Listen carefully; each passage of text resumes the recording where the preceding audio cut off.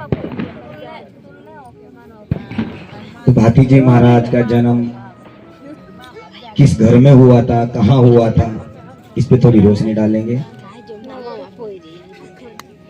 भागवेल नगरी गुजरात के अंदर, कपड़गंज तालुका, वहां पे भागवेल नगरी, उसमें एक राजा हुए थे तकत सिंह राजा, और उनकी रानी का नाम था माता अकलबा, जिसको अकलबा माता के नाम से जाना जाता था। उनकी 3 संतान थी। एक था हाथी जी लड़का, और 2 थी लड़कियां सोनूबा और बेनूबा। ये 3 भाई बहन थे उनके, 3 पुत्र।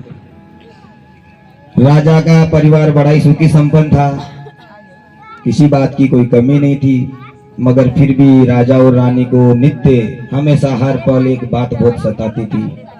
उस राज्य के अंदर, राजा की नगरी में आसपास में पठान लोग बहुत ज्यादा थे, और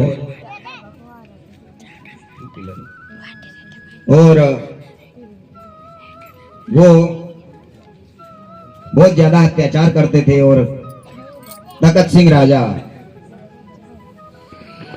हर प्रकार से कमजोर पड़ते थे, असफल और लाचार थे, क्योंकि वो काफी तादाद में थे, बहुत ज्यादा लोग थे और ये कम थे। वो तलवार की नोक पे उस नगरी के अंदर, उसके राज्य के अंदर कोई भी लड़की जो शादी के योग्य होती थी, तो उसको शादी के पहले वो उसका पठान लोग लेके जाते थे, उपभोग करते थे।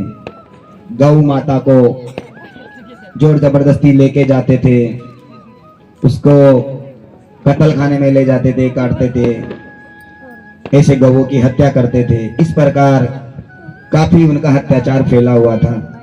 और ऐसा तो बोलते ही कि जब जब धरती पे पाप का भार बढ़ता है, तब तब किसी न किसी रूप में कोई महापुरुष आता ही आता है। तो उस राजा तकत सिंह भागवेल नगरी के अंदर और माता अकलबा दोनों बस इसी बात से सबसे ज्यादा दुखी और पीड़ित थे, बहुत ज्यादा। हमेशा उनको यही चिंता लगी रहती थी कि किस प्रकार हम अपने राज्य की सुरक्षा करें, इन पठानों से किस प्रकार हमारी बहू बेटी की रक्षा करें, किस प्रकार हमारी गौ माता की हम रक्षा करें। ऐसा उनका ये हमेशा विचार रहता था। और वो हर पल हर घड़ी वो उपासक थे महाकाली और शिव के, तो उस शिव और शक्ति से प्रार्थना करते, अरदास करते, हर पल हर घड़ी पुकारते रहते हैं कि ऐसी कुछ कृपा करो ताकि हमारे जीवन में भी प्रकाश हो, हमारे घर में भी कोई ऐसा एक वीर पुरुष हो जो इस अत्याचार का नाश कर सके। और इसी प्रकार, जिस प्रकार राजा और रानी पुकार करते हैं, ठीक उसी प्रकार इस जीव को भी परमात्मा से हर पल हर घड़ी पुकार करते रहना चाहिए। हर पल समर्पण भाव से पुकारना चाहिए, प्रेम से पुकारना चाहिए, तभी जीवन के अंदर सफलता मिलेगी, खुद के जीवन को समझ पाओगे। गरीब साहिब जी महाराज का एक पद है, उसमें बताया है, प्रेम मार्ग का पद है उनका, इतना तो करना स्वामी चरणों की शरण रखाना, इतना तो करना स्वामी चरणों की शरण रखाना, मैं दास हूं तुम्हारा नजरों से नहीं हटाना। कि हे परमात्मा, मेरे पे इतनी कृपा करना कि हर पल हर घड़ी मुझे मैं आपकी चरणों में जगह देना, मुझे, मैं दास हूं तुम्हारा नजरों से नहीं हटाना, मैं आपका दास हूं, आपके चरणों की धूल हूं, हमेशा मुझ पे आपकी कृपा बनाए रखना, मुझ पे से कभी अपनी नजर मत हटाना। इस प्रकार वो ये पद उनका रचा हुआ गरीब साइज का। तो इस प्रकार इस जीव को परमात्मा से पुकार करते रहना चाहिए, इस प्रकार पुकारना चाहिए, प्रेम से पुकारना चाहिए, क्योंकि परमात्मा को पाने के 2 ही मार्ग है, ऐसे तो अनेक होंगे, मगर एक ज्ञान मार्ग और एक प्रेम मार्ग। अब दोनों बिल्कुल विपरीत है, ज्ञान मार्ग और प्रेम मार्ग बिल्कुल विपरीत है। क्यों? कि जो प्रेम मार्ग है उसमें समर्पण भाव है, खुद को मिटना है और सब कुछ परमात्मा को ही मानना है।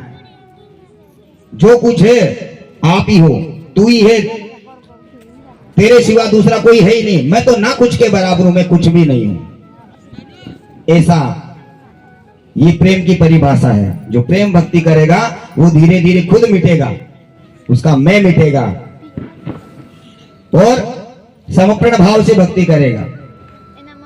हर पल हर घड़ी मीराबाई ने प्रेम भक्ति करी थी, समर्पण, सब कुछ अपना गिरधारी को मान लिया था।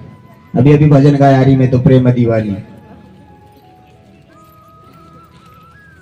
सब कुछ अपना भगवान कृष्ण को मान लिया था, उसी को परमेश्वर परमात्मा पति सब कुछ उसको मान लिया था। जब उनका विवाह हुआ था, जब उनका पति उनके ऊपर अपना हक जताने का प्रयत्न किया था, उस समय उन्होंने कहा था कि तू तो मारो, आज काल से मैं नहीं राणा, जब से बन्यो यो ब्रह्मांड।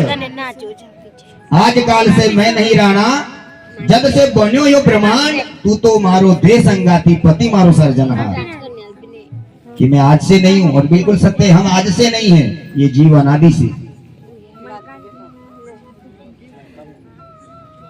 जब से ब्रह्मांड बना तब से है। तो मीराबाई वही बात बोलती है, तू तो मारो दे संगाती, तू तो मेरा ये शरीर का साथी है, इस शरीर का पति, पति मारो सर्जनहार। मेरा पति तो मेरा परमात्मा, मेरा प्रिया जो सर्जनहार है, जो सर्जन करने वाला है, मालिक है परमात्मा, वही है। ऐसा अपने पति से कहती है। ये है प्रेम की परिभाषा, समर्पण भाव की परिभाषा, सब कुछ उसको मानो।